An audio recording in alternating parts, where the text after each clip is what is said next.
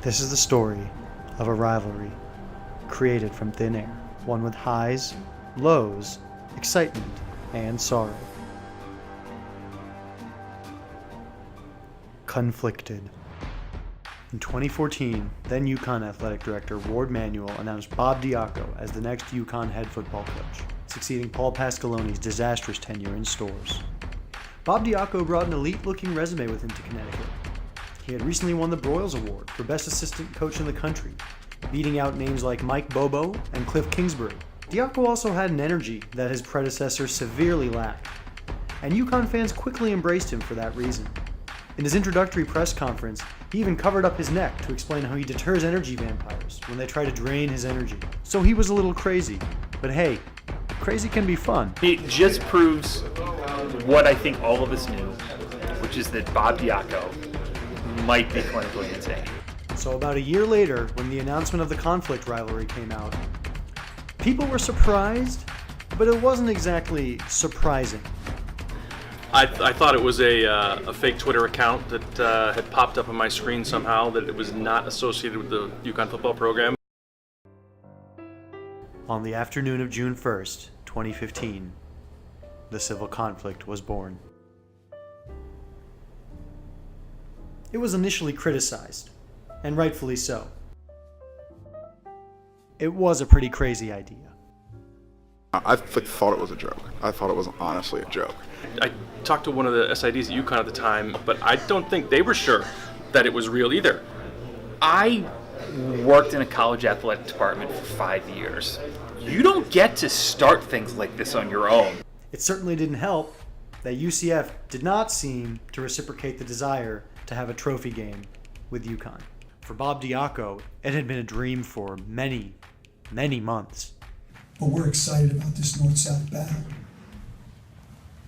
You want to call it the civil conflict? Maybe I'll, with my money, make a trophy. I'll buy it myself. Put a big giant husky and another big giant knight on it. Nobody in their right mind had spent more than 2 seconds thinking about that random declaration Diaco made after that 2014 game. But clearly, he had been thinking about it all offseason. What in God's name are you doing? Like, it was just so bizarre to randomly decide to fight with someone with which you have literally no history. There was no great, like, even UConn, like, UCF women's basketball game, or there's no history, there's no tradition. He could have just, like, gone into a hat and picked out a team just as easily. The reception to this energizing attempt with UCF was not very friendly.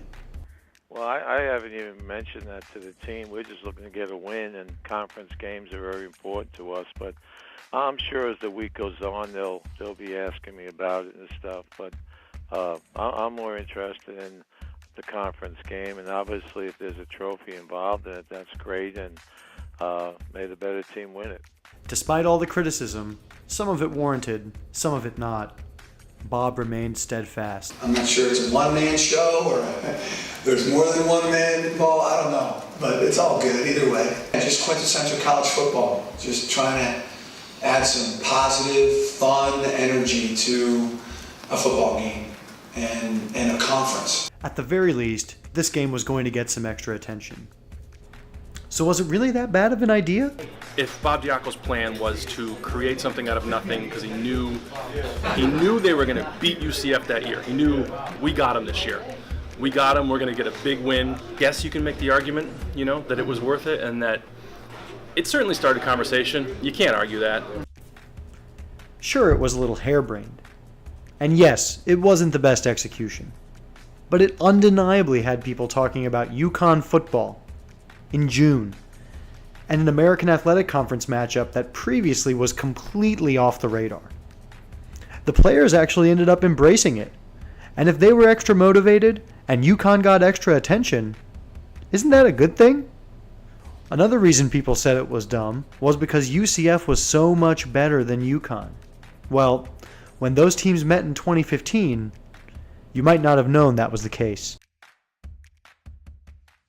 On the next episode, UConn actually had a great 2015, and people were very high on the Bob Diaco era. Nobody could have imagined what would happen next. We don't make excuses. I'm not making, just so everybody knows, I'm not making any excuses. I take full accountability. I'm just recapping in my mind what I lived in that moment. And I'm not even sure if I'm all spot on. That's all I was trying, with love and respect and energy and thoughtfulness. I didn't make this, I didn't create this thing out of nowhere. Did I think of the idea? Yeah, I did. But this wasn't one-sided.